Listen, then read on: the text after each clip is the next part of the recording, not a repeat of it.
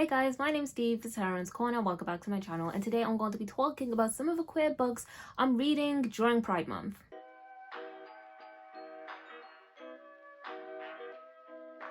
If you know my channel, you know that I read queer books 12 months a year, 7 days a week. Where am I going with this? Basically, I read queer books all throughout the year, so this month isn't like the big exception. But it's always good to spotlight queer books, especially with all the nonsense which is happening in the world today. Now, usually the queer fiction that I read is adult fiction, which is why today I'm going to be highlighting some of the middle grade and YA queer books I'm going to be reading mostly next week. All of these books are on script as audiobooks. I'm not affiliated with Script, but if they want to email me, you can email me. But I did that because I've recently discovered that I really enjoy listening to YA and middle grade novels. It absolutely doesn't work with adult fiction. I've tried, but when it comes to YA and middle grade, I really enjoy the audiobooks. I'm not really sure why there is a difference, but there is a difference, so I'm going to exploit it. I'm only going to be highlighting 5 books in this video because these are the 5 books I'm actually going to get through next week. So without further ado, let's talk about the books. But before we do that, please remember to subscribe to my channel, follow me on Twitter, it is Heroine's Corner, and like this video.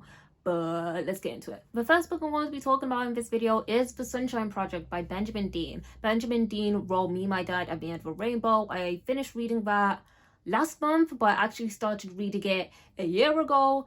I don't know why I stopped, but I stopped. I finished Me, My Dad at the End of a Rainbow. Really solid middle grade book. And now I'm reading his next one. And this Sunshine Project, I think it's about 2 sisters who used to live in London, and then they moved to the countryside, and in the countryside where they're living, it doesn't have Pride, and there isn't like a celebration like Pride, so they're trying to bring Pride to the countryside. I really enjoy Benjamin Dean's voice. His books seem to have this very bubbly, bright, like child's voice, which isn't always captured in middle grade. But that's why I wanted to read his next middle grade right after reading Me, My Dad, and the End of a Rainbow.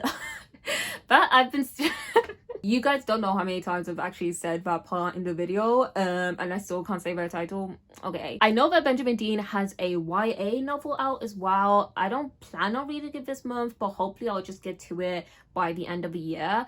But yeah, I'm very excited to read this book. It just feels like it's going to be a good middle grade, good solid middle grade. So if you haven't checked out Me, My Dad at the End of a Rainbow, you guys should check it out. The next book that I'm planning to read next week is If It Makes You Happy by Claire Can, and this is a YA book with ace representation, I believe. And in this book we're following Winnie, and the summary says that Winnie is living her best fat girl life. She's working at her grandma's diner. She gets to wear a cute like waitress uniform. She's with her family and her own girlfriend, and things kind of take a tricky turn when she's crowned Misty Haven's, I think it's like Summer Queen or something, which basically means that she has to take part in all these different matchmaking events, and she has to go to all these different engagements. This book is essentially a coming-of-age contemporary novel. Winnie is going to be facing her fears. She's going to learn to own her her culture and her sexuality, and it just feels like a feel-good contemporary. I know Claire Can also has other books that deal with ace representation as well, so hopefully if I like Claire Can's writing, I can go to those other books and just devour her whole backlist essentially. But yeah, I really hope I enjoy this, because when coming of age is done well, it really leaves you with this warm, whole like feeling. I don't know how to describe it, but when coming of age is done well, it's done really well. So I can't wait to read this next week. The next book I want to talk about is King and the Dragonflies, and this is a YA as well. I think it's a YA, and this is a highly praised YA book. It's kind of embarrassing that it's taken me so long to actually read this book.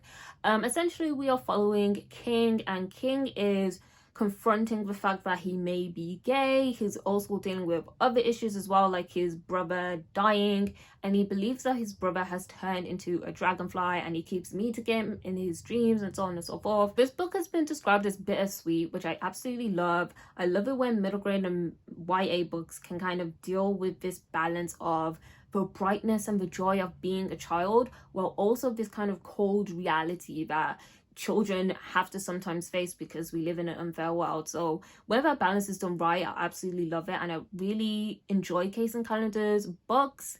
Well, book, I really enjoyed The Queen of the Conquered. I still have to read the sequel. It's getting really embarrassing now that I haven't read the sequel, because I absolutely loved Queen of the Conquered. But yeah, I really want to read King of the Dragonflies again. I haven't heard any negativity surrounding this book, so this must be a special one. So the last book I want to talk about in this video is A Million Quiet Revolutions by Robin Gao, and in this book we are following two trans teenage boys, and they've basically been like together forever. They've gone through their milestones together, and unfortunately one of the boys move away, and to kind of connect with each other they look into the history of America and find two possibly trans revolutionaries, and they adopt their names, Aaron and Oliver. And this book is essentially about uncovering queer history and reclaiming queer history, which sounds really interesting. This book has been described as a love story told in verse, which is music to my ears. I love stories and I love novels in verse. Put them together, you have this book. So I really hope I enjoy this, guys. I haven't heard a lot about this book. Again, it is a 2022, I think it's a debut novel, but it's been released in 2022. It says in the summary that this book is for fans of the Poet X and Aristotle and Dante who discover the secrets of the universe. So this should be my cup of tea. This should be for me. And hopefully I love it so I can just recommend it to people. I always love having another like just trans book to recommend to people and to just spread the love for trans authors.